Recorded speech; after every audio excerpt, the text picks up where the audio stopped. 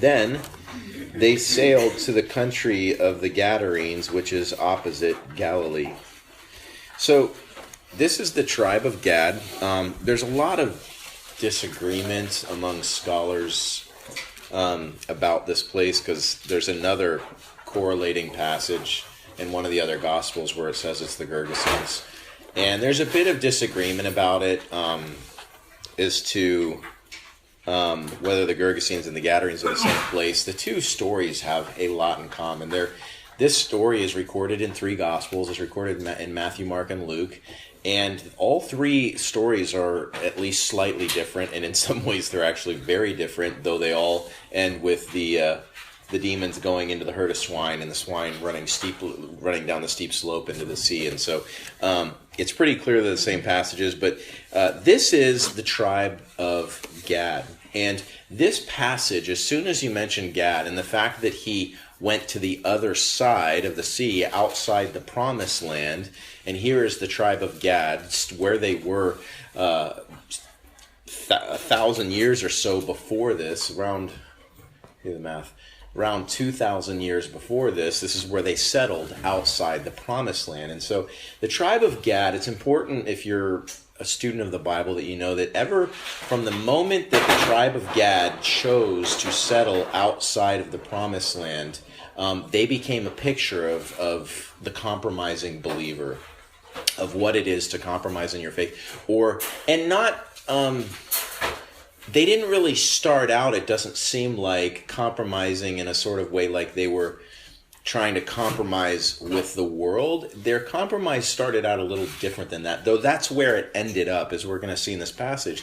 It ends up in the pretty typical compromise with the world. They became like the world. They looked like the world. They thought like the world. Which is how compromise always ends, but it's not really how it started. We're not actually going to turn there because it's a really long passage, and to study all of the texts that mention Gad and what happened, you have to go to a bunch of different places. But it's Numbers 32 if you want to read it later. In Numbers 32, the children of Israel, they've defeated those kings on the east side of the Jordan River, outside the promised land, and they're about to go into the promised land. And the tribe of Gad, half the tribe of Manasseh, they go, hey, we want to settle out here outside the promised land. And all the other Israelites and Joshua got really ticked off, and they're like, what are you talking about? You can't just stop here and not go to war with the rest of us and claim the whole promised land. And so they made an agreement with the children of Israel that they would settle there outside the promised land, but then they would go into the promised land with the children of Israel. The men of war would go in with the children of Israel, and they would fight until they were done fighting, and then they would come back to their possession outside of the promised land. Kind of odd, actually, if you think about it. And it is actually, it's I think, a picture, an intentional picture. The Lord obviously uses it for how I believe compromise starts. At least one way that compromise starts. If you follow through in the book of Joshua, the tribe of Gad followed through on their promise, surprisingly enough. When I was kind of going through this, I was kind of like, I wonder if they followed through on this. So I started reading all the passages. They actually followed through. The men of war from Gad went into the promised land with the rest of the children of Israel, and they fought for years with the children of Israel to claim the promised land, up to the point that God gave them grace, kind of the way it interacted with their disobedience and their lack of faith. They obviously didn't claim all of the promised land, but there was sort of a place where they stopped. The tribe of Gad fought with them to that point and then returned. But the tribe of Gad, nonetheless, became a picture of what it is to compromise. And I want to briefly kind of talk about just a few thoughts that I have on that. And they were content with how far they had come. Or should I say, they were content with how much they possessed already. They'd rather settle for what's in their hand, for what they already had in their hand, than pursue God's promises into the promised land. And they, in another way, let me take it another step. They were willing to engage, they were willing to do their duty, but not where their livelihood was on the line. When you meditate on this thing, as I've kind of done this week, and you think about what were they thinking? What was going on in their mind? Why did they not want to go into the promised land and settle there? I think there's a mentality that can sneak in to us that crept into their thought process and is, hey, we've got this land right here, and let's just settle here. This land's good. This is good enough. It's land that's already in my hand. I don't have to fight for it. I don't have to win it. Sure, I'm willing to engage with the rest of you, but I don't want my livelihood to depend on that engagement. Where it kind of begins to picture our life today is that it can be easy to be content in your own life with the ground that you've already gained. Sure, you're willing to go to church and you're willing to engage. The person who's beginning to compromise is still willing to engage. They're still willing to help their fellow Christians out. They're still willing to do that work. But they don't really want to risk their livelihood. They don't really want to risk their possessions. Their engagement only goes so far. They didn't want the land that they would settle on to be dependent upon their engagements.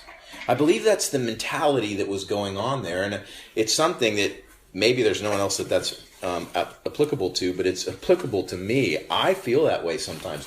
I'm literally at a point in my life where the next step in my journey, whenever it is, it's going to require full commitment. It's going to require probably selling my house. It's probably going to require moving. It's probably going to require not just a sort of engagement where I help my fellow brothers and sisters, but my livelihood, my life is pretty much established though. And so I can go handle the warfare, and it doesn't really matter if we lose battles or don't make it. I'll engage, but my livelihood, my house, my possessions, my property, my farm, my family isn't really dependent upon this war that we're going into. And there's a sort of disengagement, and it's very applicable to me because it's one of those things that's been at the forefront of my mind because I've gotten comfortable in the life that God has given me over the years. I love my job. It's not perfect. I don't know that any job is, but I do something I never really thought I'd be doing that I'm really good at. God has gifted me to do it. I really enjoy it. And I love my house. I love where I live. I love my hobbies. I love to fish. I love to, I don't love everything about Florida, but I like a lot of things about Florida. And I love my family. I love the location with my family, with my kids, that my kids have such a good relationship with my mom and Alicia's parents, who are in my opinion, the best grandparents ever. And I love our life. And it's easy for me to engage in a ministry like this, helping my brothers and sisters where my livelihood's not on the line.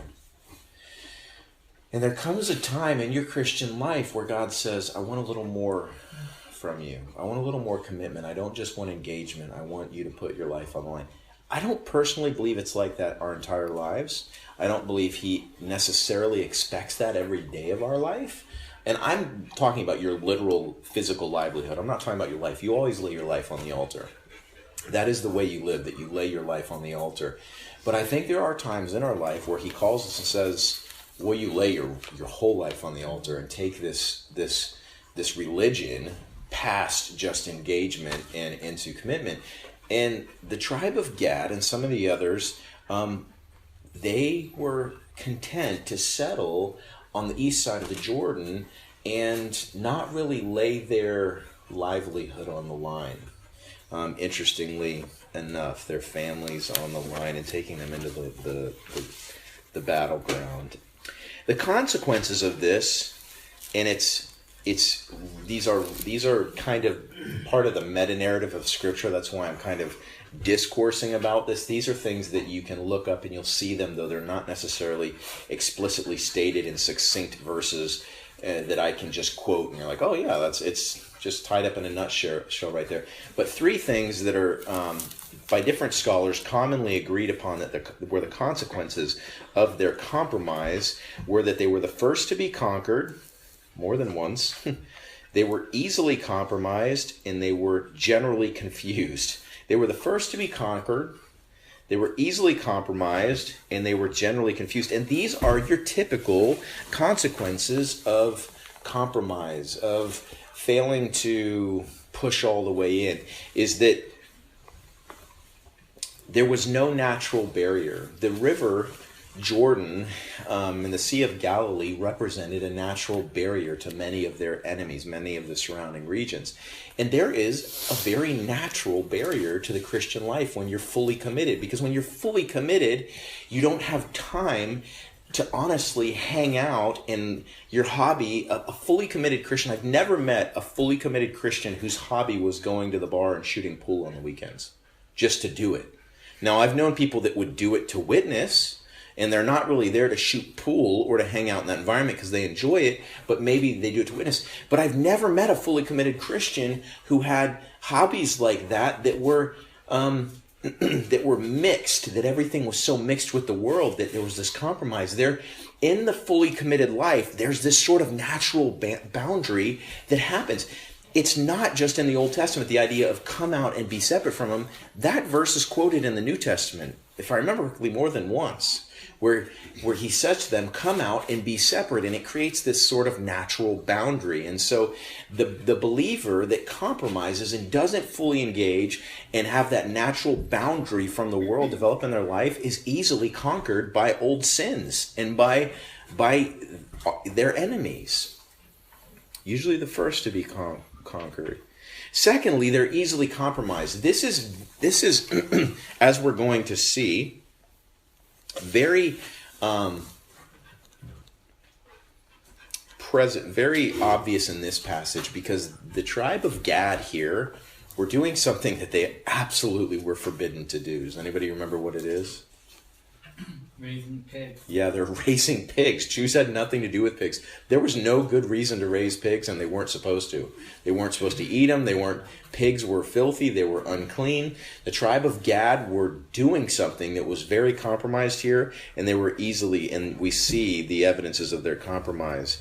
But I want it to be kind of readily understood that the person who compromises and doesn't, and I guess this is a little weird because I'm using the word compromise in two slightly different ways. The person who fails to go into the promised land and fails to completely engage and commit is easily compromised, again, because there's no natural barrier. Because their life is mixed with the world, the compromise comes easier. Thirdly, they're generally confused. As we're going to see in this passage, I'll explain it when we get to it, but they're generally confused, and this is because they're mixed affections. They tend to not understand what God's doing. They tend to react the wrong way to the things God is doing, and they tend to not like the things God is doing, and there's this general confusion about them. So we're going to notice here as we move on four marks of the lukewarm. And the first mark that's going to be in our face in this passage is demonic activity. There are varying degrees of demonic activity in the life of the lukewarm. Some of them, it's relatively small. It's a relatively small amount of demonic activity. For some people, what starts out as a compromise leads into a place where they are fully gripped by demonic activities we're going to see in this person's life. Verse 27, and when he stepped out on the land, there met him a certain man from the city who had demons for a long time. And he wore no clothes, nor did he live in a house, but in the tombs. Now, it's important to note that both Matthew and Mark record this event. And in the book of Matthew, in chapter 8, we're going to take a moment and step aside for a moment, because we got to make a couple comments. In Matthew chapter 8 and verse 28, this story is told also, and it mentions that there were 2 demon-possessed men. Now, this is one of the favorite stories of skeptics of the Bible, because they say, oh, see, the Bible contradicts itself, and they love to point at this story. But it only appears to contradict itself on the surface. It does not actually contradict itself. Let me read an excerpt here from a reference. The first thing to determine is whether the three writers, Matthew, Mark, and Luke, are describing the same event. The timing of the event in all three accounts, immediately following the calming of the storm on the Sea of Galilee, as well as other similarities, living in the tombs, the ferocity of the demoniac, the conversation with the demons, the driving of them into pigs, the drowning of their herd, and the response of all those who witnessed the scene all give credence to Matthew, Mark, and Luke, all describing the same event. The question remains then whether there was one demoniac or two. Matthew tells us there were two demoniacs, while Mark and Luke only mention one of the two. It is unclear why they choose to mention only one, but that does not negate the possibility of a second demoniac being present. Mark and Luke do not say there was only one demon-possessed man. They simply state that one of the two, they only reference the one of the two, met Jesus and spoke to him. For whatever reason, Matthew simply gives us more information than Mark and Luke. In any case, no contradiction exists. A contradiction occurs only if one statement makes the other statement impossible, and there's absolutely no way for them to be reconciled. For example, let's say we put two apples on a table. Statement 1. There are two apples on the table. Statement 2. There is only one apple on the table. These two statements contradict each other. Now read these two statements. Statement 1. There are two apples on the table. Statement 2. There is an apple on the table. These two statements do not contradict each other. In the same way, the biblical accounts do not represent a contradiction. All three accounts describe demon possession and the power that Jesus has over the spirit world. All three tell us that he made a point to cross the sea to save someone from the demons. All three affirm that there was at least one man who was plagued by demons. The fact that the three accounts differ in some minor details only proves that they were written by three different authors, each of whom chose to focus on a different aspect of the account. Another way to say this would be that someone might walk up to me tomorrow and say, "Hey, have you seen Mark in a while?" And I'd be like, "Yeah, actually I was hanging out with Mark last night." And then maybe another friend walks up to us, or walks up about the same time and says, "Hey, what were you doing last night?" And they say, "Actually, I was hanging out with a group of people." Well, the first person might say, "Oh, wait a second. Are you lying to me? Or you told me you hung out with just Mark last night." And I might say, "No, that's not what I said. I didn't say I was hanging out with just Mark last night. I said I was hanging out with Mark because that was the pertinent information that was the response to your question." That, men and ladies and young men, and I don't know what to call y'all. I actually call you kids when you're not around because I'm old. And you guys, I still see like the 16-year-old versions of you, especially with Chad and Evan and their baby faces, but their hairy baby faces. Hairy baby. Hairy baby. Hairy baby. I'll let you still look young. So let me put this in a slightly more technical way, just because maybe some of you might someday deal with skeptics on a higher critical level. I want to read from Simon Greenleaf's book, The Testimony of the Evangelist. Now, as I've mentioned Simon Greenleaf before, Simon Greenleaf died October 6, 1853. He was born on December 5th, 1783. He was an agnostic a large part of his early life. Some say an atheist who believed the resurrection of Jesus Christ was either a hoax or a myth. No stranger to truth and to the proof of the truth, Greenleaf was a principal founder of Harvard Law School, and he was highly regarded in his time to be one of the foremost authorities on law in the world. So he was a world-renowned expert on evidence. Challenged by one of his students one day, because he was an agnostic, by one of his Christian students, to consider the evidence for the resurrection of Jesus Christ, Greenleaf set out to disprove it, but ended up concluding that the resurrection of Jesus Christ was indeed fact, not fiction. Being a man of conviction and reason, and in accordance with his conclusions, Greenleaf converted from agnosticism to Christianity. This is a little wordy, but I want to read a few paragraphs from Greenleaf's book on this exact matter. Not this passage, but this is one of 3 or 4 or 5 main passages in the Gospels in particular where people like to point and go, "Oh, see, it contradicts." And we've already pointed out the fact that it actually does not contradict at all. But one of the things that Simon Greenleaf, not talking about this passage, but talking about all of the passages like this, is going to point out is that the apparent contradictions, instead of actually proving some sort of fallacy in the Gospels, actually are one of the greater evidences that they are in fact true. Why? Some of you, I'm actually sure, already know this. Go ahead. Human. Yeah, the reason is that lawyers, judges, police officers, people that deal with criminals a lot and deal with witnesses, learn pretty quickly one of the fundamental truths about witnesses is if you have 5 witnesses and all of their stories sound exactly alike, it was contrived. It was rehearsed. They said that's one of the great people who study these things tell you straight out, all of them, Christian and non-Christian, will tell you one of the greatest evidences of contrived stories of people getting together and actually telling an untrue story, which is the argument that's laid against the gospel writers. They'll tell you the first and most obvious sign of that is that all of the stories are exactly alike. And the people who study such things, like Simon Greenleaf, they find when they study the scriptures and they study the testimony of the evangelist, as the name of his book is, they actually find that the slight differences in the story, especially in stories like this, actually add credibility to the stories.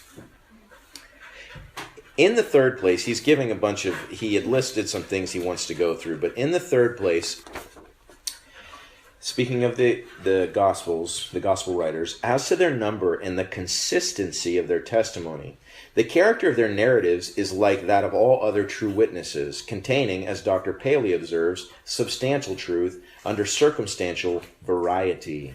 Variety. Notice the word variety there. There's enough of discrepancy to show that there could have been no previous concert among them, that they're not working in collusion to present a fairy tale, that there was no previous concert among them, and at the same time such substantial agreement as to show that they all were independent narrators of the same great transaction as the events actually occurred. That they conspired to impose falsehood upon the world is moreover utterly inconsistent with the supposition that they were honest men, something that he talked about earlier in dealing with witnesses.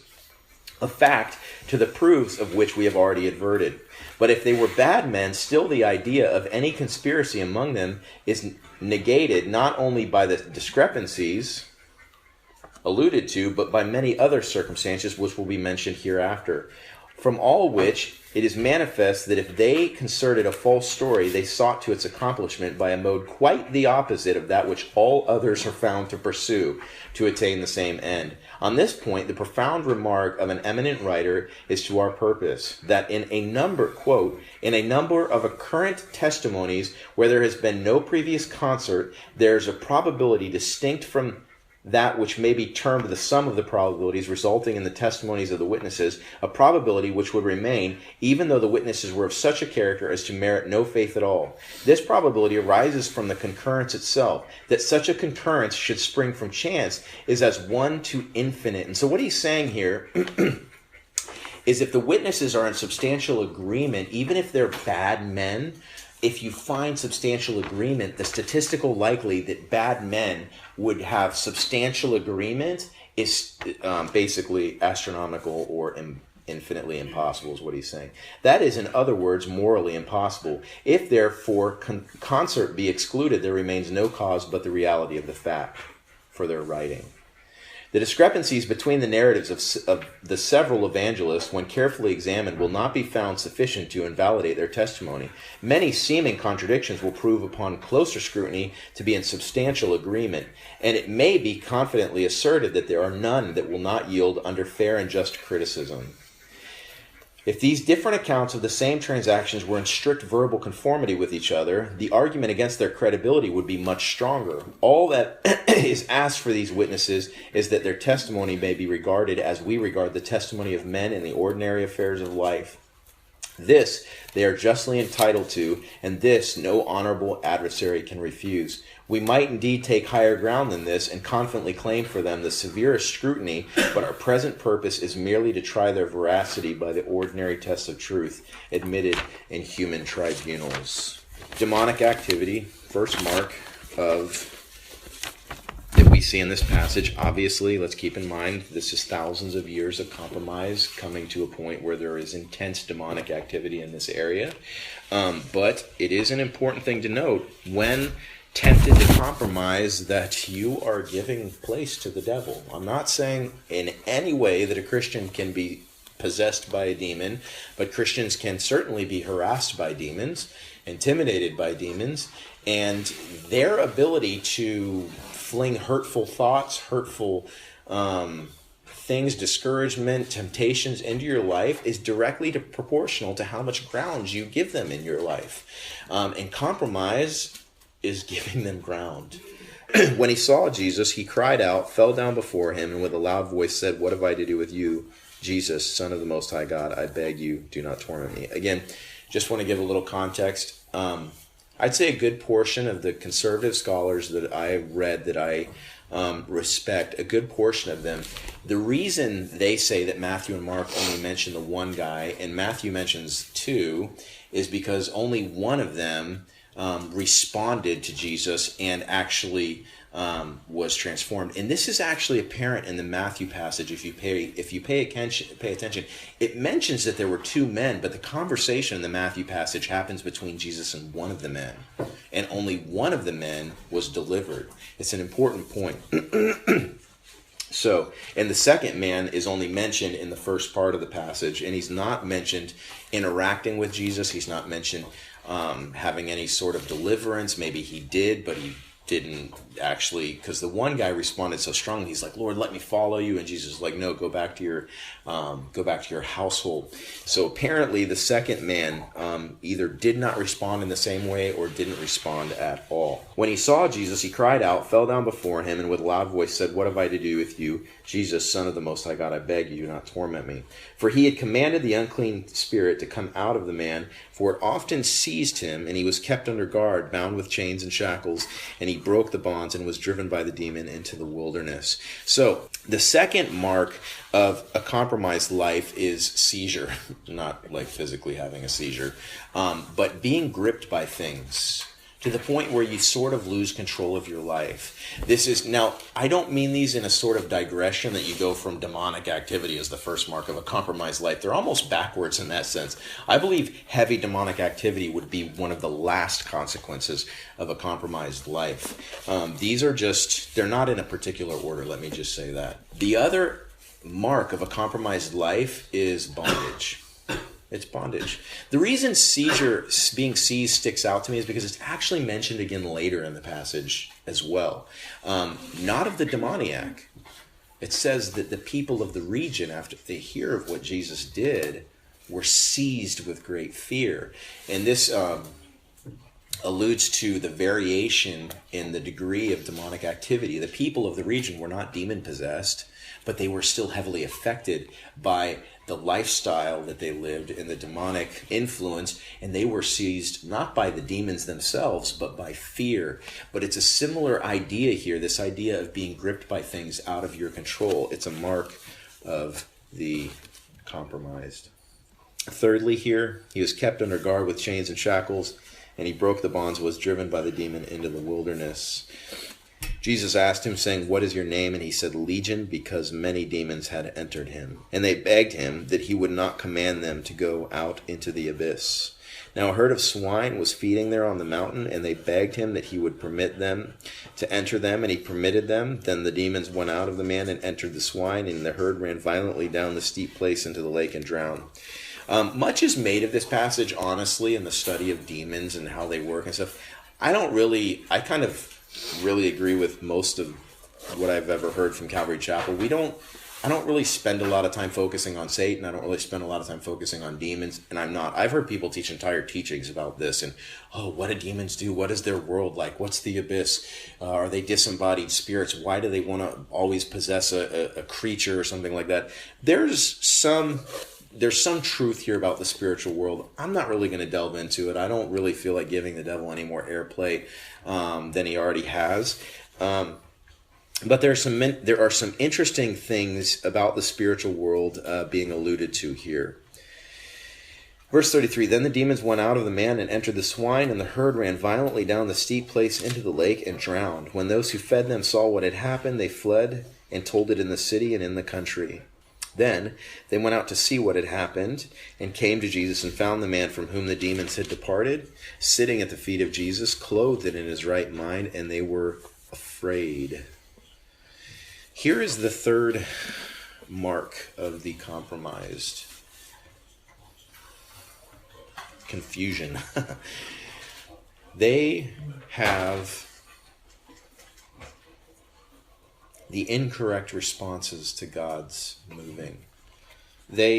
When God does something, the compromised person, even when he does something good, the compromised person is confused by it. The compromised person is upset by the good things God does. Why did God do this good thing in this other person's life? What about this loss of property in my life? And these people, because of their affection and their attachment to worldly things, had a very weird response to Jesus doing a miracle and freeing this person. They cared nothing about the fact that this guy had been freed or that a miracle had been done, and that potentially Jesus could do more miracles in their midst and bring about liberty and blessings and fruitfulness in their lives. They only cared about their possessions. They only cared about their livelihood.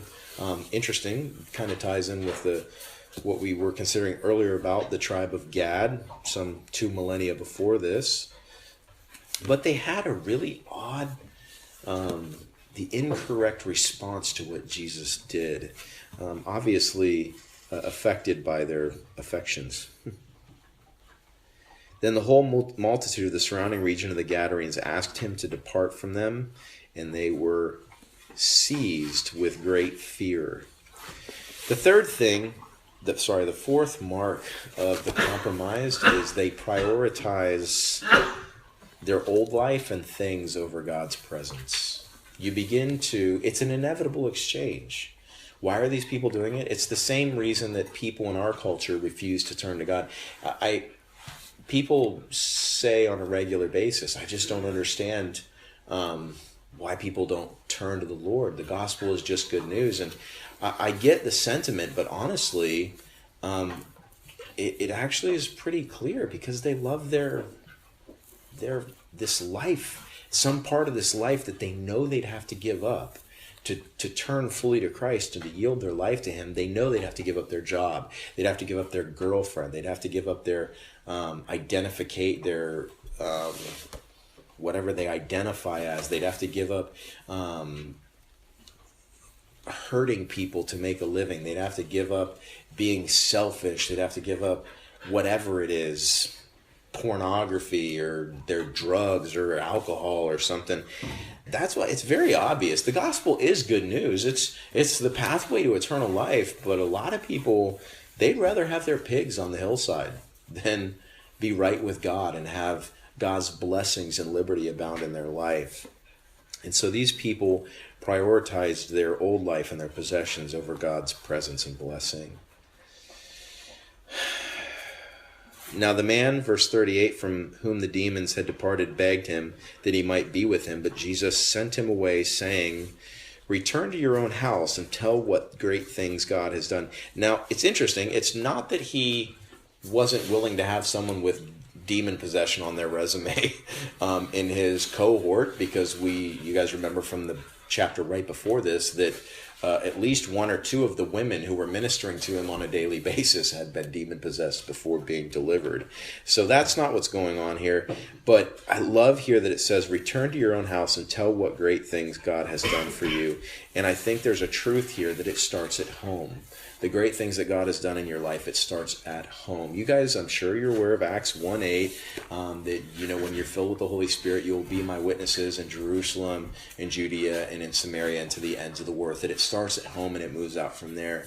But I'm often, and I don't know that this necessarily is as pertinent to you guys as maybe it was to the youth group age kids when I would teach them. But one of the main things that was always on my heart to share with the youth group age kids, because so many of them had 2 or 3 younger siblings at home and they wanted to be missionaries, they wanted to be this, they wanted to be that. And I was like, dude, you have 2 or 3 younger siblings at home that are a captive audience. And you are a powerful influence in their life. Do you have any idea how... And I'll tell you what, the reason, to some degree or another, one of the reasons Evan and Grant both follow the Lord to this day is because Brad took that advice. Because I gave that advice to Brad 15 years ago. And I don't know how much of that influenced Brad being an awesome older brother and pouring into Evan and Grant. But dude, he took that seriously. And I've known a handful of young men and women in the youth group over the years that took that seriously when I gave them that admonition. I said, dude, you've got a captive audience at home. David took it seriously. I remember you and you already were a good older brother, but I think, and I don't know how much of it influenced you or not, but I love watching you pour into Lily's life and you guys, I see it, but it starts at home. I'm always surprised at the Christians who are so focused on being a missionary or a pastor or an evangelist, and inside their home is strife and turmoil. And there's some of that's out of your control, but they are completely overlooking the mission field in their own family. And admittedly, I tread softly on this point. I want to make that really clear because my kids aren't grown, so I can't speak as though I've raised all three of my kids have grown up to be godly children. But I think there's some truth to this in, the pastor's life who's all the kids turn out to be heathens. And you go, oh, I wonder, did you get so caught up in church business and winning the world to Christ and you overlooked your family? They were something you mistakenly laid on the altar on the pathway to spiritual success. I don't want that to be me. It's one of the reasons I struggle. I've probably told you guys, I don't feel like I get the time to prepare for this teaching because I am trying to be a good dad and I am trying to pour into my kids' lives as well as do this.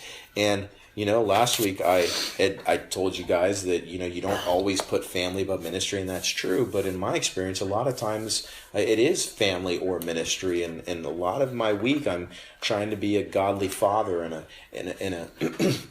and win my household because this truth is so important to me. I'm reminded of what the Apostle Peter said when he said, I have no greater joy than that my children walk in the truth. And I don't want to be the pastor or the elder who someday 20 years from now I might look out, at some successful ministry of some version or another. None of my kids, I can't even imagine that. I could care less. Honestly, I could care less about a bunch of nameless faces compared to my children walking with the Lord. And there is a very important truth, guys and girls, that ministry starts at home. Ministry starts at home. Maybe it's your parents that aren't believers. Maybe it's someone who's in authority over you that doesn't love the Lord and is not a believer. I can tell you, you can still win them. You can still win them in the same way that Peter admonished the wives to win the unbelieving husband. How? By being kind and humble and subservient. That doesn't, he said it to wives, but it's as applicable to children who want to win their parents as it is to wives. Your home, go home and tell those people what great things God has done for you. We are going to stop there because I don't feel like I studied thoroughly enough for the next section. I have the bones of an outline. I love you guys. Father, I thank you for this time. I thank you for your word. I pray that you would sink it deep down into our hearts and that you would work about that change in our lives that so often we're not able to do ourselves, Lord. We love you, Lord. In Jesus' name, amen.